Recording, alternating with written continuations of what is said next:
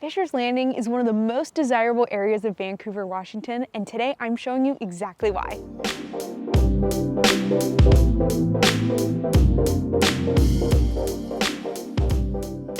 Welcome back to Living in Vancouver and Camas, Washington channel. I'm your host, Hannah Dubyne, and I'm so excited you're here today because we are touring around Fisher's Landing. This is one of the most desirable areas of Vancouver, and I get a lot of requests for this video, so it's long overdue. If you're new here, don't forget to subscribe to the channel and sign up for our Weekend Happenings with Hannah newsletter. We send out a bunch of good stuff on that every single week. This is one of the most unique areas of Vancouver, and it's probably the reason why this area is so desirable. So let me share with you some of the reasons why Fisher's Landing is so unique. First of all, it has distinct borders. Fisher's Landing is really between 164th Avenue, 192nd Avenue, 15th Street, and SR 14. A lot of areas of Vancouver, they don't really have as distinctive borders, so this is one of the things that really stands out about Fisher's Landing. Also, almost every subdivision in Fisher's Landing has an HOA. Just as a reminder, a subdivision is a neighborhood that was legally formed at the same time, and it has its own individual neighborhood name, and Fisher's Landing is the area as a whole. So there's many different neighborhoods within Fisher's Landing.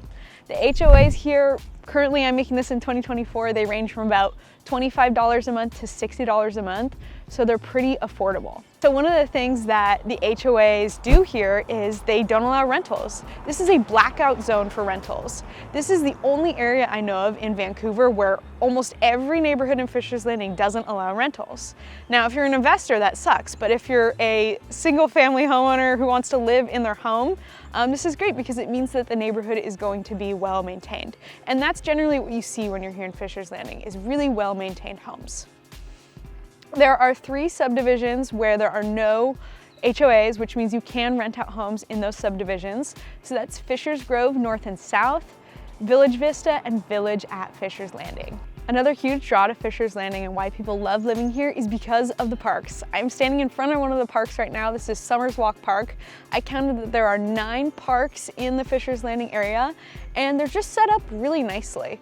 They're big, they're central, a lot of them have playgrounds. The one I'm standing in front of right now has a playground, and so you'll see a lot of people out walking in Fisher's Landing.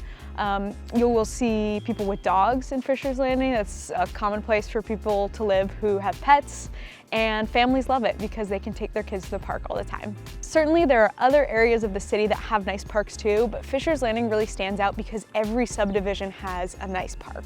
The last really big thing that stands out to me and to buyers and sellers in the Fisher's Landing area is how close it is to everything. This location is seriously amazing. You're between 164th Avenue and 192nd Avenue. If you live in Clark County right now, you know those are main roads where you do a lot of your shopping, your business, maybe you work on one of those roads.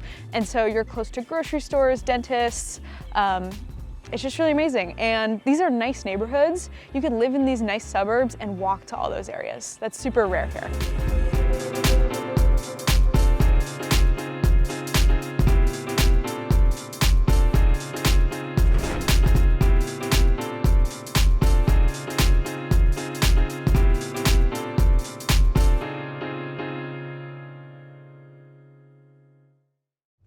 So the tree-lined streets in Fisher's Landing are really nice, and it's one of the things that people always point out to me. Right now it's winter, so there's no leaves on the trees, but when it's spring and summer, they're really pretty. And then of course in fall, the leaves all change colors.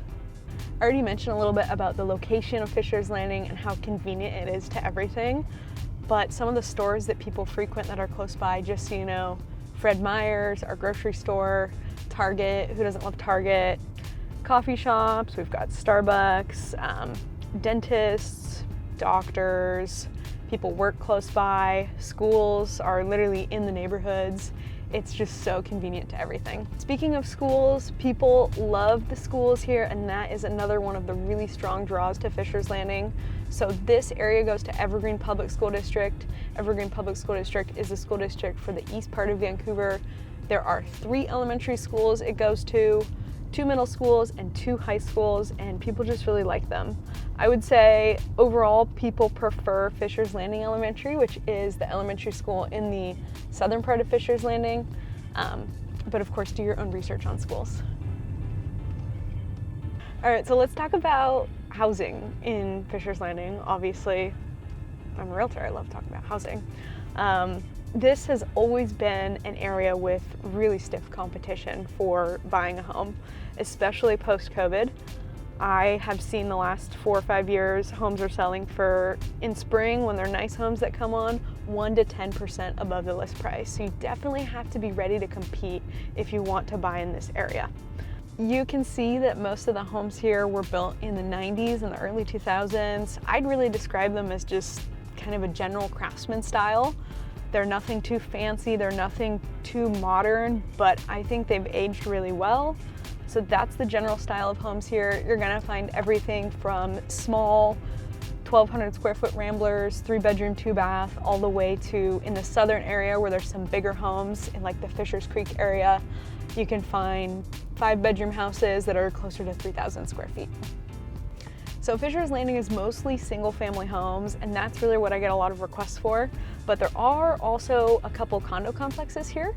So the condo complexes are gonna have higher HOAs, think $150 to $250 a month, depending on what they cover, but they're usually lower home prices. So if you want something a little bit more budget friendly, you might consider a condo.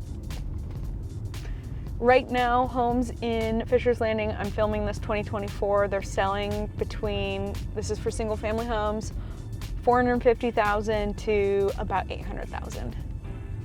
Okay, so we're driving around right now here in Fishers Landing, and we just passed my friends Billy and Eric's listing here in Clear Meadows, and this one sold for over list price just like a week or two ago. It was a beautiful home, but just another example of home selling for over list price here in Fishers Landing. So as for the future outlook of Fishers Landing, I think Fishers Landing is going to continue to be super desirable. There is no more land here, there's no more room for expansion. This is really not a very big area at all. And it's in the middle of all the action. It's in between 2 main streets. There's tons of restaurants and shops and businesses close by. And it's close to 2 major developments in this area, the Vancouver Innovation Center, which we have a video up about that, so go watch that if you want more info on the Vic, and Columbia Palisades, which is gonna have everything you could ever imagine. So my prediction is that homes in this area are gonna continue to appreciate really well. Well, I really hope you enjoyed this tour of Fishers Landing here in Vancouver. And if you're thinking about listing or buying a home here in Fishers Landing or anywhere in Clark County, myself and my team at Dubyne Realty Group, we'd love to be of service to you. So send us a text, email us, or DM us on Instagram at Hannah Dubyne, and we can't wait to see you again soon.